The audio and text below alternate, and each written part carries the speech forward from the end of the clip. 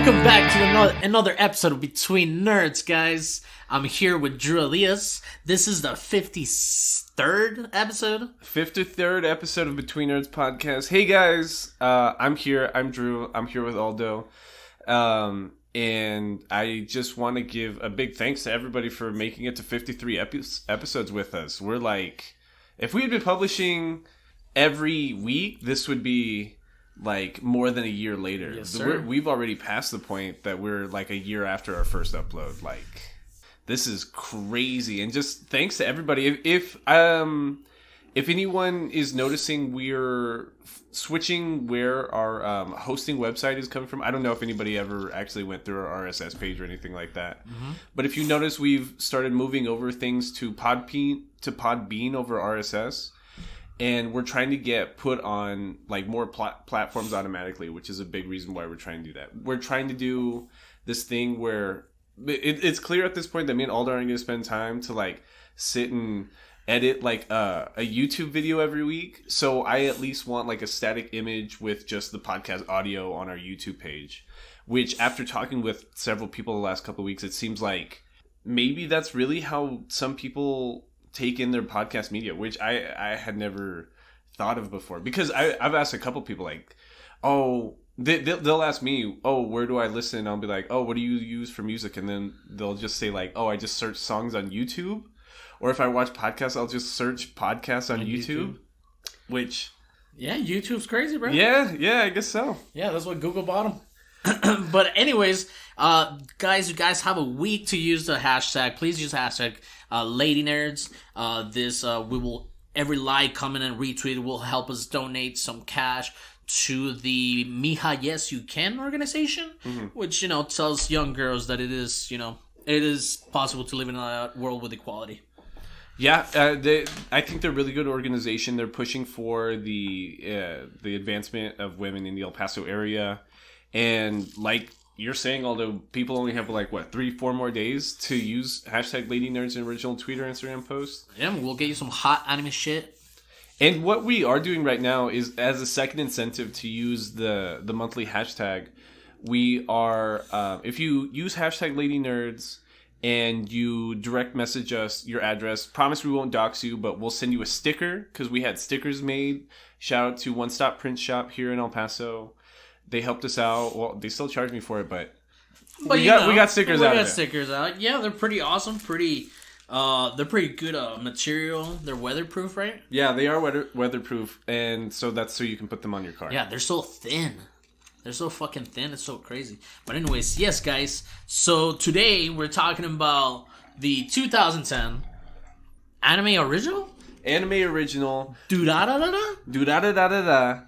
A lot of people that like were watching like Netflix or the resurgence of Toonami around this time might remember Durarara, because it was one of those things that Adult Swim and Toonami were trying to advertise, because they had certain rights to the distribution of the dub. So if you even listen to like trailers from back then, Durarara, season 1 at least, a lot of the voices are taken straight from like other anime dubs from this time. Like, it's the entire cast of Lelouch of the Rebellion, basically. Yeah, absolutely. All these voices come so clearly, but I don't really remember. Like, I can't be like, oh yeah, that's the voice from that one time. But yeah, right now we're going through all the names, and yeah, I like the dub. I like the animation. You were talking about how awesome it is that this studio that produced it, Studio Brains Base, yeah, that they get their hands in almost a lot of things. Yeah, I was going through Studio Brain Base's production list, especially when it comes to anime series. They like, it's a lot of things that I've seen attributed to other studios. So like Cardfight Vanguard's on here, My Romantic Comedy Snafu's on here, but those have a different main production company, which means that Brains Base was like helping out with all these side productions. And we've talked before, maybe like 3-4 weeks ago, about how the only way for an anime studio to really make money is to try to make it big off of an anime original. Because if they're paying out 60% of like the profits to a company that owns a manga publication or a light novel publication that you're taking the source material from, it's really hard for studios to get off like that. So I think it's cool that Durara has like this. It's always like on the hinges. Like we've talked before how like when you're talking in public with somebody that's like loosely affiliated with anime, it's like, oh, what are you watching right now? And they'll ask like, what is that? But if you describe it a little bit, they'll be like, oh, I have heard about that. Like I have seen like bits of that. This is my first time I watched it. For me, the entire anime feels like it's in the middle of the anime. Yeah. But which is good for the first half, but not so good for like the last 4 episodes, which I still don't know what the fuck's going on. Okay. I get what you mean. And I want to agree. Like, I'm not disputing any part of that statement. I think that's exactly true.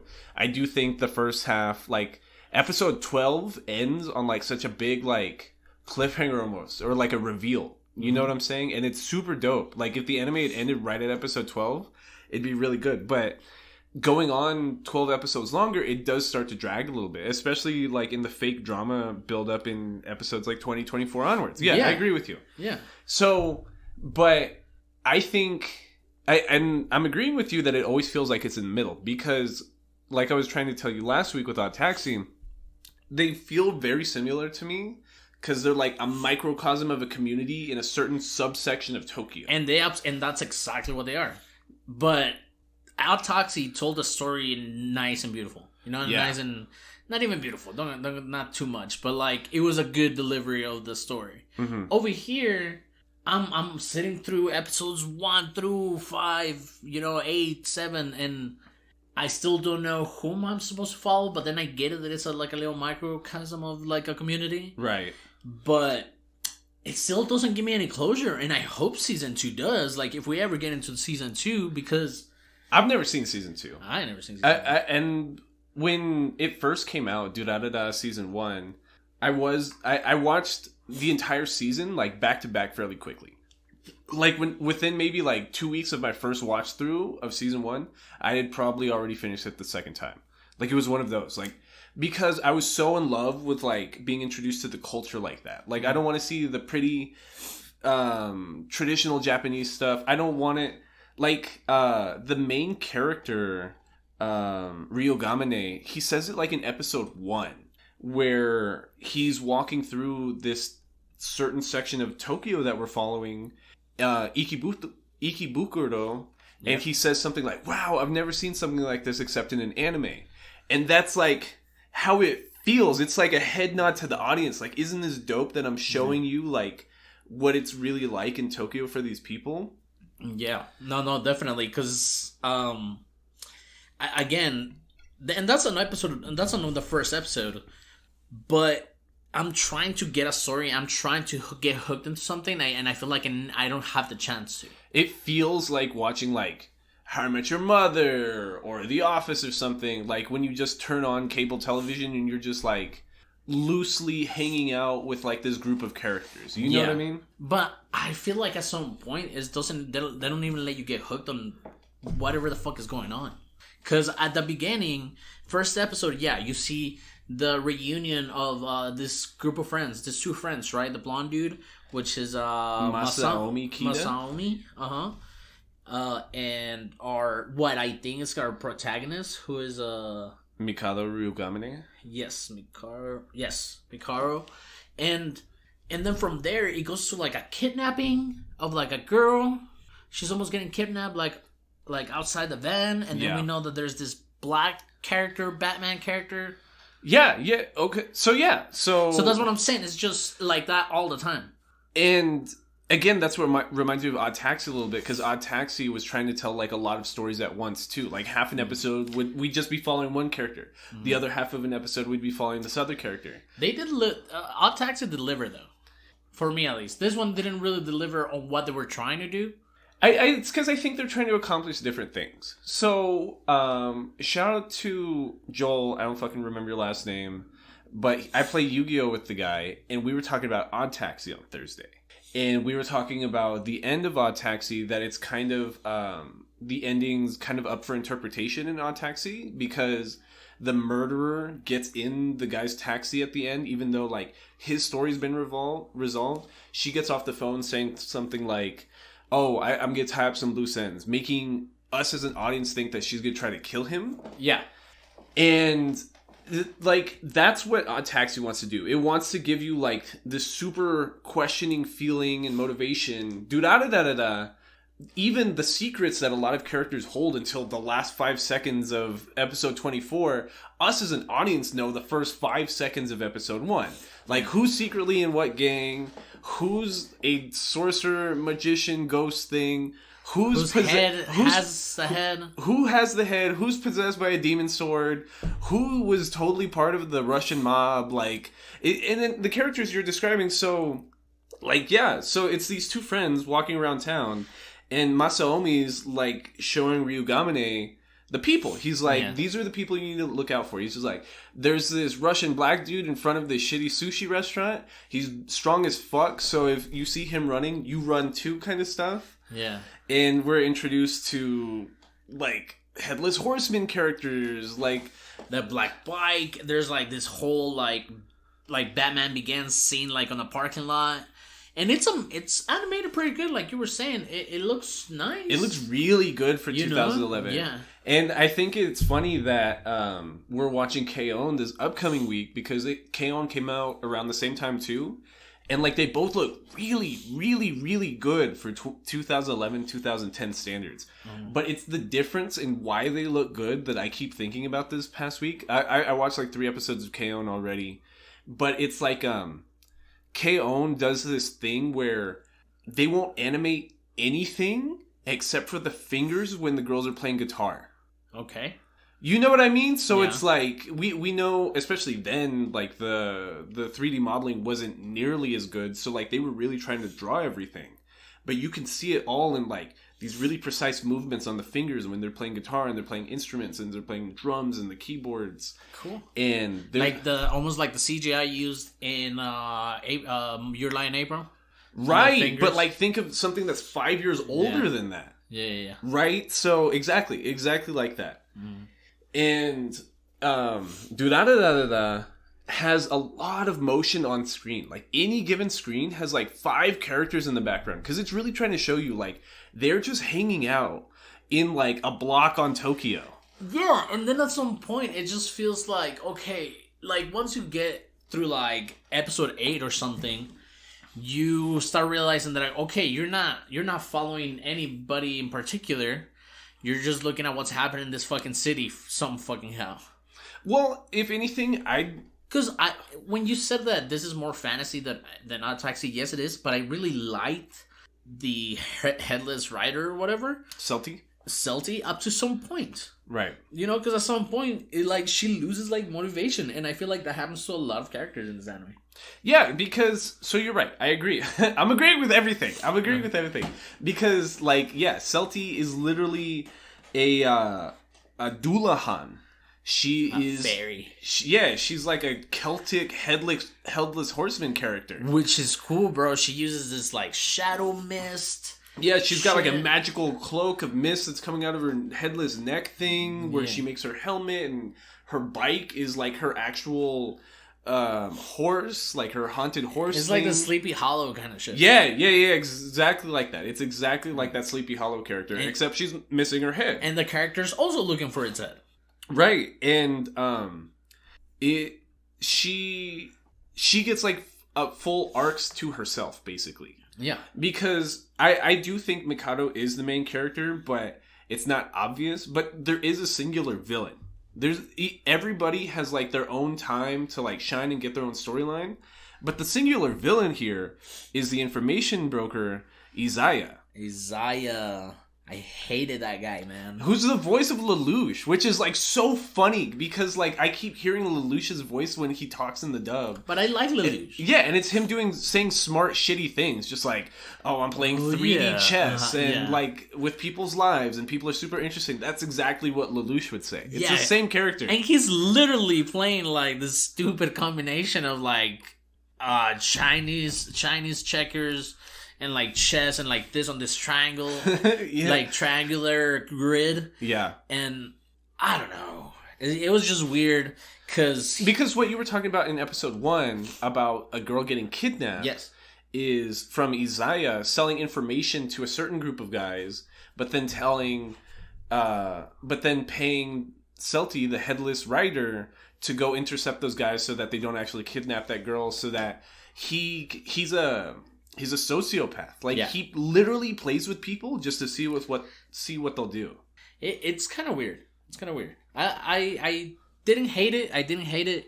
It's just that I was so upset once I got to episode 24 and nothing really happened. And I feel like that's why I'm not really in a big rush to watch season 2 either. Because I feel like it would be more of the same. But like on purpose. It's like if somebody told you they were going to make another season of The Office, you know it's not going to be as good. Yeah. But you're going to watch it just because it's that familiarity. Yeah, it's like another Will Ferrell movie. Yeah. It just wants you to be comfortable with these characters that you've already seen before and you're already acclimated with. And I feel like I couldn't get past that. Maybe if I give it another watch and I just watch it just to watch it, maybe. Because I feel like I was looking for something that wasn't there. Mm-hmm. And it just ruined it. It's about... In a weird way, it's about gang warfare. Kind of, because that's set up in like early in episode 1, and that's the big resolution in episode 24. But it has a lot of things that I like. For example, or what was her name? The black writer, Celti. I like her motivation. She's like, oh shit, I'm looking for my head, but I'm a crazy badass ninja motorcycle girl, and that's cool. But then we follow like the bartender, who's the badass of the town. Shizuo, and then we start getting to meet the black Russian guy, and I like a lot of aspects about the little origin story, but nothing really. Well, you could say the same for the comedians from Odd Taxi. They have nothing to do with the final story arc in Odd Taxi. Yeah, and I feel like Durara is like Odd Taxi with all comedian stories. Yeah. Well, yeah, it's a lot of stuff. I think it's funny every time we watch a 12-episode anime that we end up really liking, we always comment on like how just packed with information they are and how there's never like a dull moment. Durarara has the exact same amount of content as Odd Taxi, and it's twice as long. The exact same amount of content. And the thing about it's a lot more artsy in its directing style. Like Odd Taxi is a very particular art style. So like I'm not trying to call it artsy, but it's different. Like Odd Taxi is about the character designs, the animation style, and like, they weren't afraid to go original. Right. So it looks like its own thing. Durarara has like it reminds me of almost Cowboy Bebop in a way, because it's a lot of panning scenes with like these jazzy little instrumentals in the background. You'll hear like one or two horns, the songs, or jazz drums, and it's literally just you panning over a character that we've seen a million times, and every scene opens like that, which like you get used to. Again, it's like putting you in the moment. Like Shizuo, he's a weird ass bartender guy that kicks people's asses. Like he has his own weird quirks about him. So you hear like a certain drum riff in the background, and you're like, oh shit, it's Shizuo, and like. And then, like you were saying, like there's this like almost main plot to the whole world, to the whole city, that bike gang members are a problem. Yeah, they call them color gangs. Yeah, color gangs, like the yellow ones, the purple ones, the green ones, but they're none other mentioned until like the later half of the anime. Yeah, I agree. Because, okay, so the first two arcs, air quotes arcs, that happen in like the first half, episode 1 through episode 12, is just like 2-3 episodes introducing us to every character, and then we get like this long narrative about Celti seeing her head that was stolen from her when she like stowawayed from England to Japan, and how the guy she's living with was a child that helped perform an autopsy with his dad so that he wouldn't rat out Celti on the boat she was like stowing away on to get to Japan.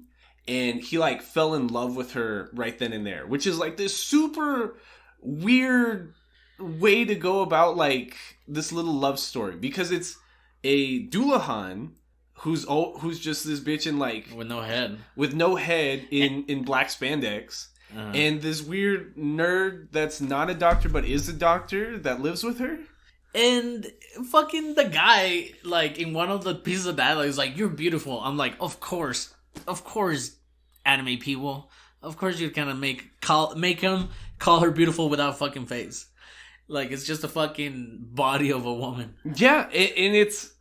Because she even has to communicate with through text, which I think is fucking annoying too. Well, they give her a voice in the anime too, though. They do, yeah. But it's like the story is telling you that she's communicating with everybody with her phone, right? Which it's okay. The guy's name is Shinra, by the way. Shinra, yes.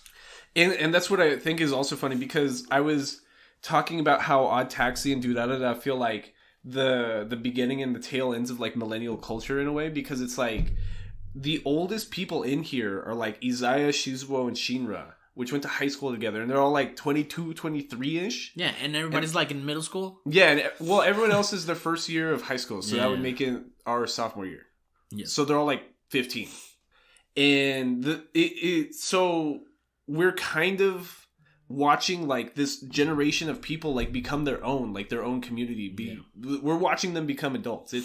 It's another fucking origin story of just like becoming an adult and learning how not to be a kid anymore. But we're also have young adults that we're watching the story through, and how everything seems so grown and adult for them. But us, we're 28. It doesn't seem...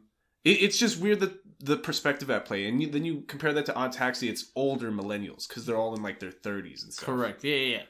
But at this point, like when we're meant to, well, at least I was meant to believe that we're following the blonde guy, the Masaomi, Masaomi, Anri, and Isaya.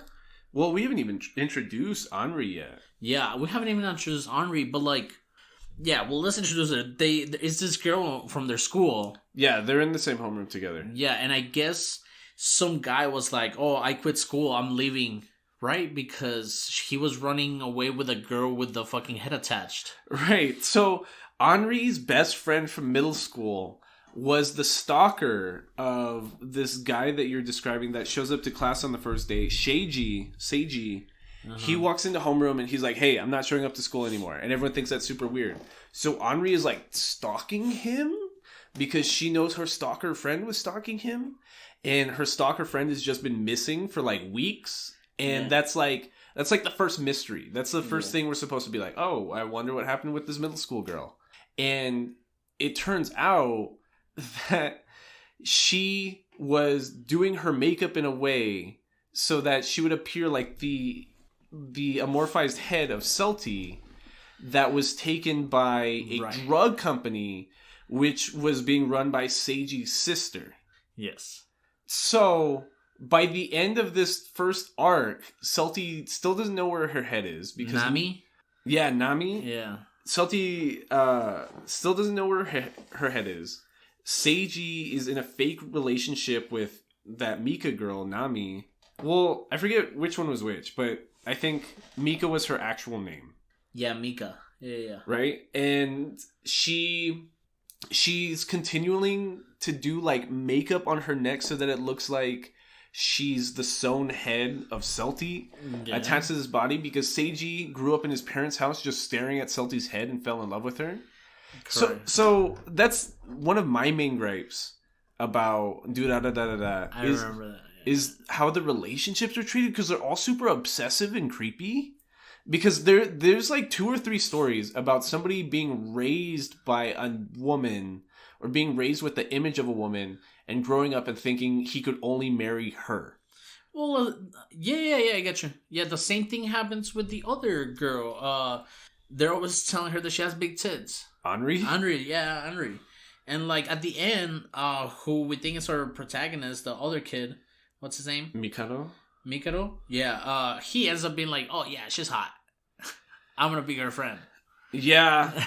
Yeah. I hate asexual fucking main characters, and I brought that up before. I hate that, like, writing trope in anime so much. Mm-hmm.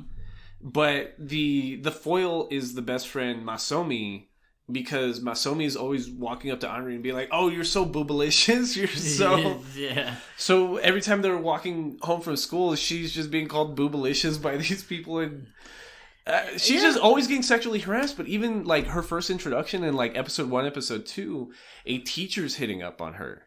That's right. A teacher's like talking about... Well, he's clearly flirting with her, and then there's all these rumors in the background being like, "Oh, that's that one creepy teacher. Didn't you hear that one girl had to transfer because of him?" Oh shit! And it's there's a lot of like adult themes of like taking advantage of children and stuff like that. Yeah, but there's a lot of crazy shit that happens, but it just happens for like a second, dude.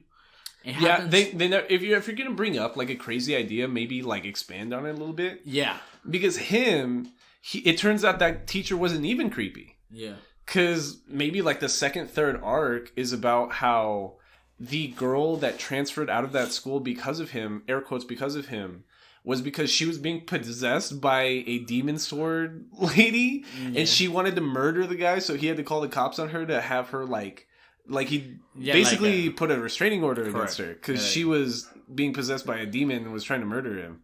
And there's demons too. There's like a possession of this like sword that possesses kids.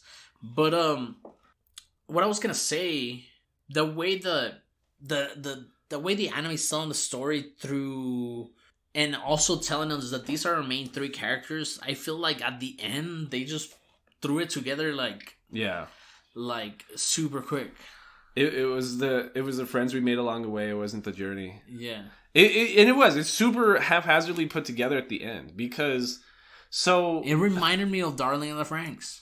A little bit. It's a little rushed. It's because it's such like a vibe. It's such like an artistic flavor that I think they get lost just like stroking themselves to their own directing chops. And I feel like at some point I started to like it, but then I started losing like the story, and I was like, "Oh, I'm just gonna watch 24 episodes of this." Yeah. Because even so, the very first story that takes place is the resolution of Seiji and his girl, but then Seiji's sister Nami is the owner of this drug company, and they're working with the information broker to try to... I can't remember why they even wanted to do that, because the climax to the first half of season 1 of Durara is in episode 12, where there's this gang secretly being run by Mikado called the Dollars. Uh-huh. And the Nami drug company was trying to get Mikado for some reason, and I don't remember why. Oh, and by the way, we haven't even mentioned that they all communicate all the time through a fucking chat room. Oh yeah, that's why I described it as a bunch of nerds on Discord. So it's like the main air quotes gang we're following, the same color gang, is the Dollars, but the thing about the Dollars is they're all just random people on the internet, which again seems like MySpace's kind of days, like how we thought about like internet culture back then. You know what I mean? Yes. Like we were just learning Crime the internet. Happens. We were just learning the internet and like trying to make it as we were doing it. Like Facebook at this point has been around for like 10, 11 years. We all understand how that works now. Yeah. But at the time, like we were creating social media in the moment, kind of.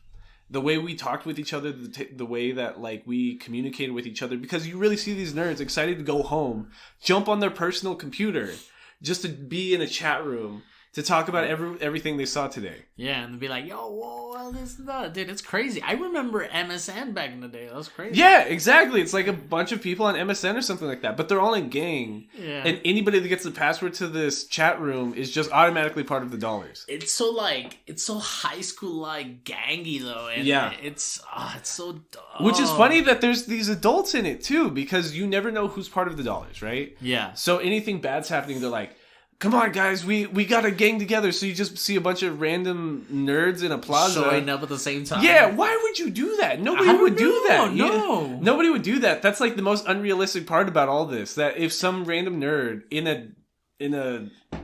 a chat room told you to go to a street, stand there on your phone, you do it. Well, you saw that thing with a Josh battle. Mm-hmm. You know? Yeah. People do that shit, bro. People are weird. You know how people stop at those like highway like ads like, oh, look at the biggest rubber band ball, and they get out, they exit, and they go see it. Yeah, I agree. And what happens in episode 12 is everyone gets in there, and that's literally what happens. Mikado tells them to all show up at this random plaza. They do that because the pharmacy company is trying to jump him. But then Celti comes down from the roof, and the Black Rider on this magical bicycle comes down on the roof and lets everybody see her because she's supposed to be the town's like best kept secret. Mm-hmm. And just to like shock people into leaving Mikado alone. The way the rider uses the bike too. I don't know if you ever saw the movie Torque. No, it came out. I want to say before Tokyo Drift and after Fast and the Furious 2. But there was a movie that came out that it was bikes and they would do all this stupid shit, and that movie like ruined like super fake action on bikes because she knocked some guy into like the wall with her bike. Oh shit! At one point. No, I'm talking about in Durarara. Oh yeah. You know what I'm saying? So it's so crazy. I don't know. It's that shit is wild. I don't know. I didn't like it. You didn't like it? That was your point? Yeah, that was my point. That I didn't like. I wanna at this point I'm trying to follow a fucking story, and the one that I'm more attached to. You're jumping everywhere, and I'm trying to follow you and what you're describing. It's Silty, but at this point, like she's become like her motivation is not even there anymore. She becomes like more of a waifu character in the anime. Right in episode 12, where she comes down from the roof. Yeah. Like, after that. It does kind of ruin it for her because, like, we spend half the anime and she has, like, this mystique to her and she's, like, this town's best-kept secret. But once she shows herself to the public, every episode they're bringing up, like, oh, there goes the Headless Horseman. Oh, there's the Headless Rider. Yeah. Oh, shit, did you know the Headless Rider's working with the dollars? And it just puts, like, a big target on her back that she never had to do. But I guess that's supposed to be her big, like, reveal as a character as opposed to just living in the shadows. She's now like arcing. She's a real woman because now like everyone sees her out in public and sees her for how she really is, and she gets like engaged kind of to the scientist guy to the scientist guy. So like she's living with Shinra rent free because he's like a backdoor doctor in this unlicensed doctor or something like that. And like I said, mob. He's only like 21, 22, and they call him an undergraduate doctor. Like, so if you're still an undergrad in the United States, you're not a fucking doctor. You know what I mean? So yeah, he's just performing surgery for like people that get shot by the mob and stuff like that. That's crazy, brother. That's insane. And she basically functions as like a mail carrier of sorts, or like she's just doing like illegal jobs. Yeah, she's a transporter. So they're also in this scheme and like all the crooked stuff that's going on around town, but they just become all lovey-dovey for like no reason. Well, it's creepy because he grew up with her. Like she is, as a Dullahan, she's hundreds of years old, right? Yeah. He's only 22 years old and was raised just worshiping this sexy woman headless ghost thing. And I think like the pieces of dialogue was like, I love you of who you are. I don't care if you don't have a face or a head. Like how I can read your mind. I can hear you. I can feel you, or some shit like that. And she got all like all shy. And yeah, it's just, I don't know, the way, and I get it because it was 2010. Maybe it was aimed at our demographic when we were that age. But and when you're talking about it, it sounds really badass about like the mob aspects and stuff like that and the sketchy shit that is happening. Yeah. But again, it's telling you that it's just a bunch of fucking kids, which I don't get. Yeah, because it's like you're not supposed to take it seriously, but then you are supposed to take it seriously because everything is just raveled around like Isaiah, like the information broker. Like he literally sets up everything. He sets up the dollars versus Yellow Jackets or whatever they are. No, well, I was describing the first half because I'm still describing when the pharmaceutical company still wanted to get them because they were working with Celti, and Celti was trying to get her head back. Right. And he's the one that's setting up this secret slasher character that's in the second half of like episodes like 13 through 24 about like a slasher character for a good part of it. Yeah. And he's trying to set up like who thinks who is part of the slashers and trying to set up like different characters to kind of duke it out like in town. Yeah, correct. But I don't know where I'm going with this because I feel like I'm just like you're describing like things you remember because it was hard for you to follow because you couldn't fall into it, right? Yeah. So I feel like we're jumping all around, like narratively trying to describe it. So I'm getting lost, me just trying to keep the story straight in my head. Well, I mean, that's how the anime is. If you think about but it's in arc structures, though. Yeah. Like, it's one storyline for 4 or 5 episodes. But we're jumping, like, every storyline in the book. So, but like, what storyline does really come on to an end? So like, here's how I view it. Okay, go ahead. There's 4 major arcs in season 1 of Durarara. Arc 1 is about Celti and trying to find her head.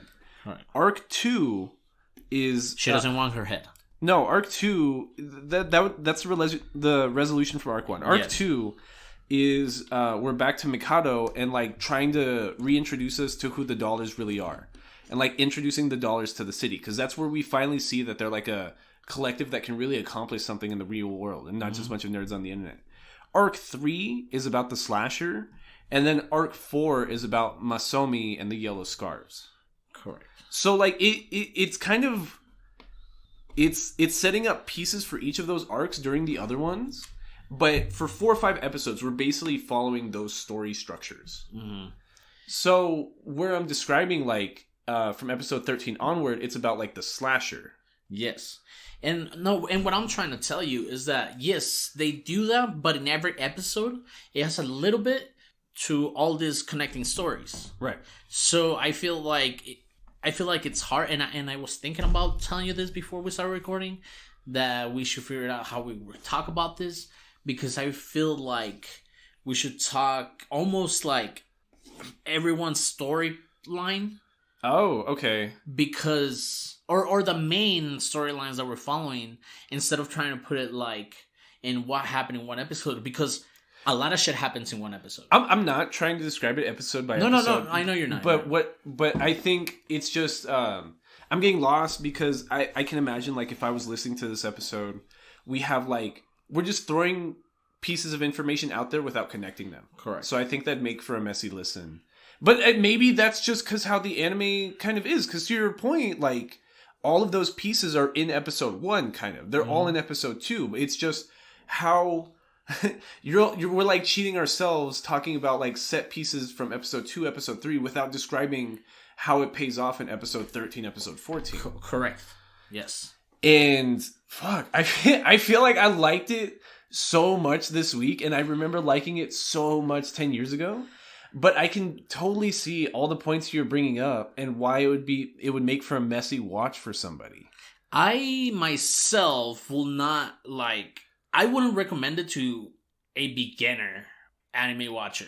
It reminds me of like Bakemonogatari without being Bakemonogatari. Yes, and also like Cowboy Bebop without being Cowboy Bebop. Right, and that was one of like our first controversial anime takes. We're not the biggest Cowboy Bebop fans. Like, we like it, don't get me wrong, but we're not.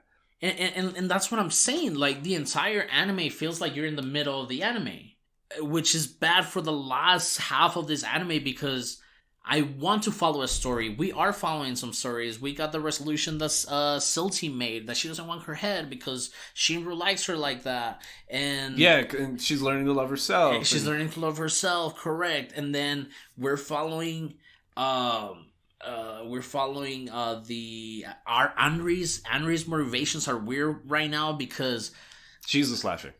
She's the slasher. Yeah, she's the slasher. And so we know some fucked up shit's going on with her. So like she had this weird obsession with the girl that pretended that she was the amorphized head of Celti. So now she has no friends besides Mikado and Masaomi. But we know that she lives in an apartment by herself at like 14 years old because her mom killed her dad and then she killed like her mom. Yeah. Which is like what we start learning here and there, which sounds wild. Like when you're watching it episode to episode, you're like, that's where they're going with this? That's what's happening? Because at the beginning, I thought she was mad at her dad for like cheating on on the mom. Well, he was abusive. He was right. he was beating the shit out of her and the mom. And she was beating the shit out of everybody, right? Yeah. So that's why the mom killed him, and then she killed herself, and then Henri was just like, oh no, it was all me all along. Well, so you're right. So we'll talk about the end of this plotline as opposed to the beginning, because the ending resolution is that Henri is possessed by the ancient demon sword that her dad, as a he got like artifacts, like ancient Japanese artifacts and stuff like that, and sold them. Yeah. He ended up getting this cursed demon sword one day, accidentally stabbed his wife, and in the middle of like beating her, the demon sword took over her mom, and like she killed the dad. And then, so that's how the demon sword like transfers like consciousness and motivation. That's how it mind controls you through like cuts and sharing blood and stuff. It's like AIDS. Yeah. So it's like the sword in Akame Got Killed. Yes, exactly like the sword in Akame Got Killed. So the mom stabs Henri. Henri, void of all emotion, just from being abused and beaten, and just being able to like lock away her consciousness from all those beatings, is able to make a deal with the sword because she has no real motivations of herself, and she's just like locked away inside her head. So she creates like the symbiosis with the sword, so she then kills her mom. And every time she uses her sword from here on out, she ends up accidentally making like baby demon swords. Like, yes. It's like, so other people then gain the power to make their own zombie army and so on and so forth. And that's why Henri's the good guy in this arc, because she's trying to kill the fake demon sword lady that was possessing everybody. That was possessing everybody and trying to kill Celti and trying to kill Shizuo and trying to kill like this other gang with there's like there's like a gang of characters just hanging out in a van that we haven't even described yet, and they have like such a big part, but like, and that's what I wanted to go through, because If now because we haven't even mentioned like half of these fucking characters. Yeah, we haven't. We haven't mentioned half of these characters, and every character you can follow them. You're talking about Kyohei? Yeah, Kyohei. Kyohei has like his own subgroup of friends. Yeah, and we'll just see them like hanging out on the street, just in a van, and just they're just hustling on the street kind of, because they'll go to like event premieres or where there's promo items being given out, and then they'll flip them immediately. Yeah. They're not the guys that were trying to kidnap that one girl in the first episode, right? No, but they're the ones that like I think they kicked the asses of the guys that were trying to kidnap that girl. Yes. So we kind of know they're gang related from like episode 1, episode 2, but it's never explicitly said until like episode 18, because they seem too comfortable with all this weird like color gang infighting that's going on in town. Yeah. And they very much know how to like traverse it and stuff like that. And I mean, what do you want to talk about them? What do you want to say about them? Well, I don't even know why I brought them up. The only reason I brought them up is because they're part of the slasher bit. Yeah, that's it. Because they're just hanging out, or I don't remember why. They were going to help Celti to go corner a news reporter that was running a piece on Shizuo. You're right. Yes. So because somehow they figured out that he was, or they thought he was the original slasher because he was trying to kill Shizuo. Yes. And Shizuo, who we haven't even gotten into, because you're right, like he has his own episode of like a backstory that's about how he's freakishly strong because like the part of his brain that controls like his adrenaline just doesn't work, and doesn't regulate his adrenaline, so he can just do like superhuman feats of strength. He reminds me of like a cool Sanji. Sanji, yeah. Like the blonde hair, the outfit, like it's the chef outfit, the bartender outfit. Yeah. It's almost the same thing. He functions as like the muscle for like our dollars crew. Well, I was gonna say a tax collector, because his day job isn't a tax collector. It's like a loan shark. He's the muscle for a loan shark. You didn't get that? The guy with the dreads and the glasses. Oh, okay, yeah. Shizuo is always in like the action-y bits and all of these story arcs, because he's always having to flip cars, and his favorite thing to do is rip out like street signs and just start like baseball batting people with them. Yeah, like if gangsters show up in town, like he'll be like, "Why are you in my town?" Yeah, he gets stabbed, he gets shot, and he just always comes back because his adrenaline doesn't let him pass out. Yeah, it's fucking crazy. He gets shot. Yeah, that's right. He gets shot and he goes to Shinra to get fucking fixed up. Yeah. But he also has a fucking, because he's almost like the leader of the dollars. Shizuo? No, he's not the leader of the dollars. The leader of the dollars is Mikado, but he leaves town at the end, right? Mikado? No, Shizuo. Shizuo doesn't leave town at the end, does he? Because so Shizuo's end thing is he gets shot by members of the Yellow Scarves, who were a gang that were originally being run by Masaomi secretly, and he was keeping that secret away from Mikado and Anri. But once the Yellow Scarves members that were previously Blue Squares members reveal themselves to Masaomi that they almost killed his girlfriend and broke her legs in several spots. Yeah. And put her in the hospital. They try to shoot their biggest threat in town, who they see to be Shizuo. That's right. So they catch him lacking in the streets. And they shoot him twice, in the back. Well, not even in the back, it was the side and the leg, right? Uh-huh. And then they tell Shizuo that Masaomi called the hit. Mm-hmm. Shizuo figures that out finally, and just kind of he wrecks their whole car in the middle of a freeway by again throwing a street sign at them. Mm-hmm. Which is his fucking joke throughout the whole thing. Yeah, and he's just always screaming and yelling. It's just like Vegeta.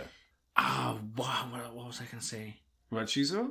Was I gonna say something about Shizuo? Fuck, I completely forgot. Go ahead. So, all we know about him by the end of season 1 is that he's just back to doing his regular shit after he, gets revenge on those Yellow Scarf guys. It's because, where I also got confused on the chat room scenes, because everything's in kanji, so you don't know exactly who is who. The subtitles try to fix it, but it's it's just going so fast. So you're having to go off of the dub voices, because it will dub it, but then you get lost between Mikado's voice, Izaya's voice. Yeah. So I feel like I heard something about, don't worry, he'll be back. But that was Misaomi, right? The left? I think Izaya left. Izaya left? Izaya said he was going to leave town. Because by the end of it, we get the typical anime ending with Mikado, Masaomi, and Anri living happily ever after and just going to school. Correct. And shit. Yeah. Which that's what the anime closes in, at least the first season. But it's weird because it just spreads out this net of different stories, and it just close back down into those three. We don't get a resolution for a lot of threads. No. You're right. Mm-hmm. You're right. Because, I was talking about the main theme of the anime is gang wars, because the ending resolution, even though it's part of the story the entire way, is that Mikado gets revealed by Masaomi and Anri as the leader of the Dollars, or the creator of the Dollars, which automatically makes him the leader of the Dollars, I guess. Mm-hmm. Which are just a bunch of nerds on the internet, semi-doing gang shit. Mm-hmm. Masaomi gets revealed to his friends as the leader of the Yellow Scarves, which is a middle school gang that was just beating the shit out of Dollars characters. Because they thought that the slasher worked for the Dollars. Yeah, which we know it wasn't. And until he gets betrayed, because he had originally quit the Yellow Scarves, because he got in a gang warfare that was again orchestrated by Izaya. Mm-hmm. And they captured his girlfriend at the time. He was 12, 13 years old. They captured his girlfriend, broke her legs in several spots, and just kind of dumped her body. And that's when he quit the gang life, and he was nah, fuck that. I'm over it. Mm-hmm. He gets brought back in to try to use the resources of the Yellow Scarves to figure out who the slasher is, so that he can protect his friends Mikado and Anri. Correct. We already talked about Anri's the fucking slasher, but she's over here she has her own subplot trying to kill fake slashers. Yeah, she's not even doing anything. Yeah, she's barely a part of the gang war, if anything. Yeah. Everyone just hates her. So she's trying to kill the fake slasher in the background while all this other stuff's happening. This all comes to a head really quickly, come episode 22 or so. Because Kyohei's there too. Yeah, Kyohei's there. Celti's involved. Yeah, the guy that it's because a under-ranking guy from Masaomi's gang, the Yellow Scarves, he's threatening him on the phone. He's like, "Oh, you're no longer the boss," and blah blah blah, and we're gonna kick your ass. And this is like, "Oh yeah, really?" And like, it turns out there were people in there that they were really loyal to Masomi, and they started kicking the shit out of each other. Yeah, there's a lot of graphic violence, like people It's being nice. I like beat with like lead pipes and shit. I liked the part where like the slasher story where the mom kills the dad and then the mom offs herself. That was all fucking bloody. That was crazy. I didn't like that they set up all these uncomfortable scenes with the creepy teacher, and it turned out he was just a victim the whole time, and he was like being threatened by the fake slasher. Mm-hmm. And so like, but then he's still being a creep to Henri. So it's like he's still a creep. Why make me humanize with this creep that's never like a part of an episode after this? I don't know, bro. Why do people like Hisoka? Because Hisoka wants what's best for Gon. Oh, okay. But yeah, so that's like the end of season 1 of Durarara. Is like all the friends just figure out at once like what their secret lives were. Yeah, but it's so underwhelming for me. I don't know. I didn't like it. I didn't like this week.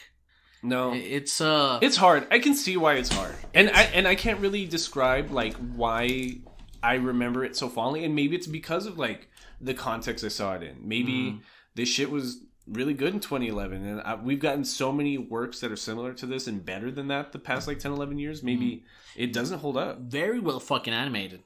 Very well. If I didn't look it up that it was made in 2010, I wouldn't know what the fuck that shit was made. Yeah, because that shit looks really good. Like I said, I would recommend it, but don't try to pay attention too much. If you need some white noise in the background, that's fine. And like, it's such like that. It's almost like a novela. Yeah, it's so much of that 2010 writing that they'll describe to you what's happening as it's happening. Yes, like and that's why we have our the information guy too. He's almost like a character put there for the audience. Oh yeah, Isaiah. Yeah, like Isaiah will tell you exactly. Right. So, you're right. Because like there will be like these long, drawn out like gang battles that are all orchestrated by Isaiah, and Isaiah just in his office just jerking himself off will explain to the audience everything he just did. The next episode, I just got him to lose their mind. Blah, blah, I lied to this person, that person, and this person, and now look at what I've accomplished. But yeah, fuck, dude. I don't know. It's very good. It's very well animated. It has good music. It's trying to do something, but I feel like they just jerked themselves. They jerked themselves a little bit too much at the end. Yeah, I don't know. I would say, like, I feel like I've been almost asked that question before. That's like, recommend me something that's like this other anime. And I feel like I can imagine a lot of people wanting something that would remind them of Cowboy Bebop. But that's not Cowboy Bebop. So I feel like this would be one of those titles I'd bring up. I'm like, so what if you liked the way Cowboy Bebop was directed with the music and like the spatial shots. It was great. It's great. Yeah, and the character development, I'd recommend this. Like, it's definitely not the same. It's not even the same genre. Yeah. But you're going to get that same vibe. The same vibe. Yeah, you can throw this in the background and listen to the music alone. Yeah. And just be like, listen to some fast jazz, soft jazz, crazy piano. It was good. I didn't like it. Sorry you didn't like it. It was good, but I didn't like it. But I completely agree with you that if you want something to... just turn your brain off for a little bit, but you still want to watch some anime. This is really well animated. Yeah, it's really good. And that was Durarara Season 1. Episode 53. Episode 53 of Between Nerds Podcast. Nerd Down? Nerd Down. Nerd Down. Back with the Nerd Down. What we were talking about off mic right now, Mr. Aldo Mendez, is what we need to start planning for August, right? We need to start planning? I think we had... August also. Well, what I'm thinking is the giveaway. We don't have a nonprofit in mind yet. We don't. If anybody knows any nonprofits that they're big fans of in the El Paso area, please reach out to us on like Twitter, Instagram, YouTube, TikTok, anything like at Between Nerds, or email us betweennerdspodcast@gmail.com. Or even if you don't have recommendations for a nonprofit, talk to us about anything. Talk about what you do or do not like about the show. Yeah. Give us recommendations. Yeah, recommendations on anything. What you want, what do you want to see, what do you want to make us watch. No hentai, please. Or suggest a hentai, and then we have to watch it. Yeah, if you do suggest that we have to watch. We're gonna watch Redo of Healer. Yep. Did you hear about Redo of Healer? No. No? Okay, so last anime season, like literally the last anime season. So that rapey one? Yeah. Oh. There's this crazy anime that's about like if the healer class from like any MMO or something like that, or an RPG, like just realized how broken that power was, like the power to bring people back from the dead. And it's this guy just doing it, just using that power to commit like all of his weird sexual fantasies. And then I don't know. And then it was like fairly popular like a couple seasons ago, and I don't get why.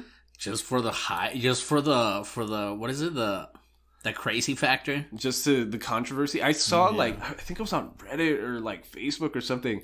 I saw like a screenshot of some nerd on like 4chan or something posting a picture of himself and being like, "Oh, I'm totally that guy from Redo of Healer." And he just looks like a nerd. He's just some dorky guy who's listing off like, I'm conniving and cunning, and like I hate those nerds that just never get out of the house and really just start thinking of themselves solely in like anime terms and stuff like that. Yeah. And I can't imagine how many people are sussy bakas, bro. Watch weird fucking shit and go into the real world thinking like that. There has to be like millions of people that are like that. See, like, would you be open if somebody suggested, like, Baku no Pico? Baku no Pico. No, because isn't that about, like, child molestation? I don't know, bro, but that was also another one that was super crazy, and everybody was like, I don't even remember what it was about. I remember Lloyd talking about it in the pilot of this show. Yeah. But, Boku no Pico. Baku no Pico, yeah, but like some homosexual. No, but the controversy was that he was underage because it was about like this adult getting a child boy to dress up like a little girl, but then something like that. They were having a sexual relationship together, which is weird. It's weird shit. It is weird shit. Like shit. How many people are watching watching hentai for the storyline? Oh, you're not? Okay, well, please use the hashtag Lady Nerds. For the rest of the week, you guys can still enter for the giveaway. We haven't rotated no numbers for that yet. We've getting a lot of likes, so we'll be donating a nice amount like last month. So I'm very happy about that at least. John got his giveaway. That's a very nice giveaway. No, that shit was fire. I was trolling the internet specifically for something Rem related. Rem's the blue one, right? Rem, yes. Rem. Yeah, something. Rem? I think Ram's the pink one. I can't remember. Yes. Trying to get that blue bitch from ReZero, trying to get something for John because I specifically knew that's what he wanted. Absolutely, and I hope he fucking loved it. I hope he keeps it in the box, and he's not. And he doesn't put it in a jar somewhere. Putting his dirty fingers over her lady bumps and stuff like that. Please use hashtag lady bumps. Yeah. But yes, please give us recommendations for any organizations that you like. We'll review it. We're not just gonna put it up. Who knows what you're into? But I was also thinking about maybe we can like start cycling these fucking things, this fucking organizations that we already have. Because sometimes I feel like sometimes I feel like we do like some of them. Yeah, most of them. I'm all sure of them. Like all of them. We can. Yeah, I'd be totally down for that. I'd be down to do the Humane Society of El Paso again. They were probably good. They were the most not proactive, but they interacted with us a lot. Correct. Whoever is in charge of their Twitter, shout out to you. You're the MVP because everybody got a lot of exposure from that. They're not paying you enough. Yeah, they're not paying you enough. I'm pretty sure not a lot of people are getting paid enough. You deserve $20 an hour. But did you get into anything weird? I know you. I watched Old. The new M. Night Shyamalan movie. Complete garbage. Like shit. Like me and Karen saw Black Widow the week before, and that was garbage. It was a hell of a lot better than Old. But it wasn't hot garbage. Holy shit, it's so much better than Old. Oh my fucking god. So like dumpster fire. So but I'm bringing it up because Old was in the trailers before Black Widow came out, and I remember seeing it and like, I'm watching the Green Knight trailer and like all this other shit. I'm like, fuck yeah, I'm down. Like they put this movie and Green Knight back to back. I'm excited. Like go see that on Friday, hopefully. Yeah, I want to go see that this weekend. Maybe it's like the same caliber of movie, whatever. And then me and Karen get rained out of a baseball game on Friday. We're downtown. We got free tickets for my work. The water company gave us tickets. I say hi to my bosses. We're hanging out, and then it's just a downpour. Like when we showed up, the tarp was already on the field, but I don't know. The rain was dying down. It seemed like it was actually going to happen. And then it started raining like a fuck ton. So it's me and Karen in ponchos and an umbrella eating nachos in the rain, which is hilarious. So then I was like, fuck, like Karen took off work for this. Like, I don't want it to be a complete waste of a night. Yeah. And like, it's not like we could go to like any of the bars downtown because it's being rained out. Like, how are we going to like, where are we going to park? How are we going to drive there? Whatever. So I'm like, okay, we're going to go to the movies and maybe we'll get like drinks there or something. And I'm like, cool. I remember seeing this trailer. I'm excited. M. Night Shyamalan? Yeah. M. Night Shyamalan? And then I forgot he hasn't been good in like 25 fucking years or something like that. Hey man, he was good with Split. I really like Split. Split was great, but that had more to do with the actor than him. Probably. Because, bro, Old has so many of just like these garbage... Like it's like worse than anything you'd see at like an indie film festival, which doesn't even make sense to me. Like, this guy's been making movies for how long? There's a lot of scenes that are about absolutely nothing, but it's just like you could hear the directing notes just being like, yeah, just run through this water because the sun's setting and I want to get this shot.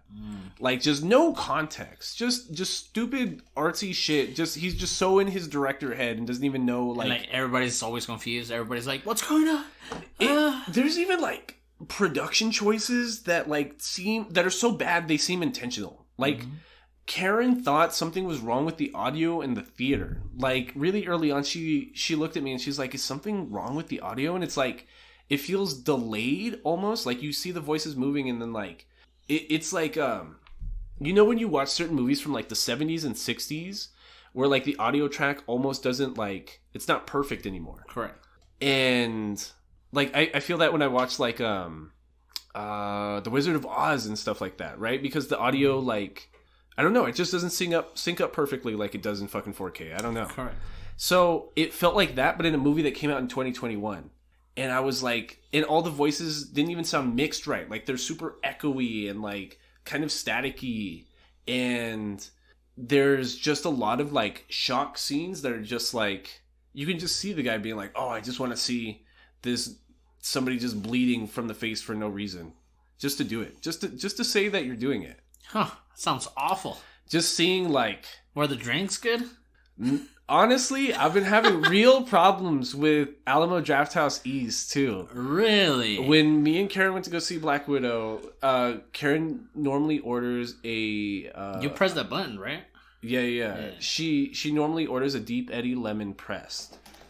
Press, like, bartending terms is what, like, it's soda and Sprite, right? Correct. Half soda, half Sprite. Correct. I don't know how fucking hard that is. Because, like, there's, like, 16-year-old... Like, Karen wrote down Deep Eddy Lemon Press. Mm-hmm. And I watched him read the order, give a face, and then he leaves. And then 5 minutes later, he comes back. He's like, hey, what is this? We don't have lemon pressed.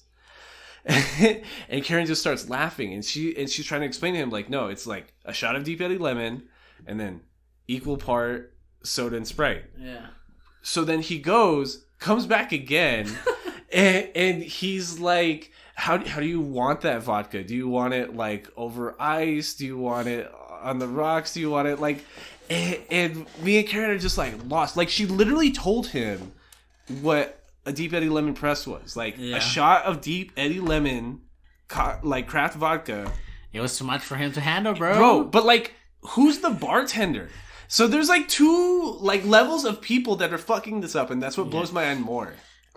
There seems to be some kind of problems of who's taking decisions over there.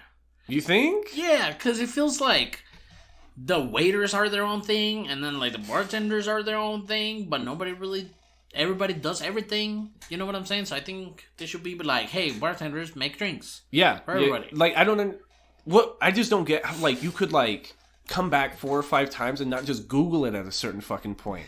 Yeah. Like, how hard would that be? Hey, man, it's a lot, man. I know you had your phone with you. Like, how hard could that possibly be? Sometimes it's a lot, bro, for a 16-year-old to process. I was like... He's so horny. He's no, like, but so he comes back with a drink.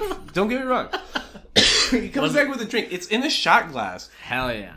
And it's pink. Hell yeah. So this guy went back, got like a well vodka, put like a shot of a splash of cranberry in it, and like served it like that. And he thought that was a Deep Eddy lemon press. And then Karen explains to him again, like, no, it's over ice.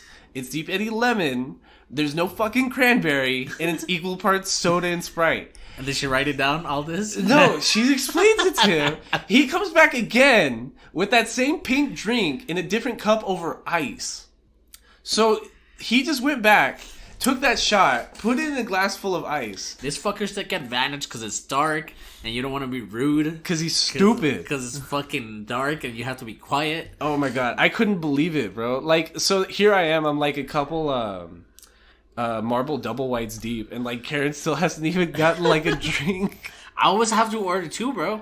Yeah, they don't come back like halfway through the movie. No, I have to order two. I'm like, hey, give me two Lagunitas. Well, if you go to the east one, because it has the light, because it has the button, they will go. Yes. Yeah. But yeah, at the original location, it's like they just leave you alone after your initial order. So even if you like buy the tickets late and show up, like they'll take forever to serve you because they don't even realize that there's anybody in there. Correct. And yeah, I love you, Alamo. Don't yell at me. Yeah, no, it's really nice that we can drink there. Thank you, guys. I'm excited for K-On. K-On reminds me a lot of what does it remind me of? It reminds me of the melancholy of Haruhi Suzumiya, and I don't know why. Okay. I literally cannot explain why. Like, it's not the same genre. It doesn't have the fantasy aspects. It's literally just about girls drinking tea and playing music. I like tea. Do you like tea? I like tea. So that's like the joke, is that like, hey guys, maybe we should practice like our instruments or something, or try to practice the song that we're making. Do a band like we are? Yeah, and then they're just like sitting around drinking tea. Hell yeah. But after that, we're gonna watch Beastar Season 2. I'm excited for that. We're watching 2 Studio Orange anime back to back, because we're watching Beastar Season 2, and then we're gonna watch Godzilla Singular Point. That's gonna be awesome too. And dude, if you were to ask us like 5 months ago that about the 3D modeling and most of these animes that have been coming out, we would have been like, nah, fuck that. Yeah. You know? Well, I had already seen Beastars, but yeah, we were being really critical at the time. I was giving the first half of the final season of Attack on Titan a hard time for the modeling on the Titans. Which I still have an issue with. They still look kind of clunky and ugly. On the Titans and on the gliding, right? You told me? Yeah, it looks super fucking weird. Yeah. But I'm excited for those, man. I feel like we've been stuck in some non-exploitatious fucking anime. Like, I want to see some fucking monsters, kaijus and shit. Oh, yeah. You know? I'm excited to see depressed theater nerds beating up on each other. I want to see who the killer is. Honestly, I want another chicken episode, bro. I want to see Give me another chicken rabbit episode. butt cheeks. Give me another chicken episode, 3D rabbit cheeks. Butt cheeks. Yeah? That's crazy, man. Just kidding. And on that note, please use hashtag Lady Nerds. And I didn't get into anything. We talked about Black Widow last time. Yeah, we did. Did we talk about the ending of Doctor Strange? No, not Doctor Strange. Fucking Loki. Did we? I can't remember if we did or not. I don't know. Loki's Loki. Loki's cool. Loki's dope. I'm excited for the Kenobi show because I think that's gonna start soon. Oh, did you see that poster with Luke Skywalker and Grogu? No. No, they did like a painting or like I guess like a concept art for what it looks Grogu building a lightsaber with a yellow. Oh shit! For real? Yeah. Oh, I didn't know that. Is there? Oh, that's so. When do we get that in January? Right? We get season 3 of The Mandalorian in January. Yes, but I don't know if that has to do with The Mandalorian.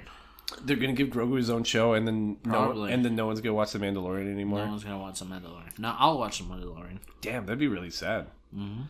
And besides that, I don't know. I haven't watched any Rick and Morty, but I will now. We just used my new Mac. Thank you for bullying me into buying this Mac, bro. It was just like, for me, we were just having so many issues with the other one, and yeah. you had like this emotional attachment with something. And it had the same functionality of a microwave. Yeah, it did. If your microwave didn't work, you get a new microwave. I could hit up my lunch and do stuff on my computer at the same time. But thank you, nerds, for joining us. We'll see you next week with Kaon. This has been Between Nerds.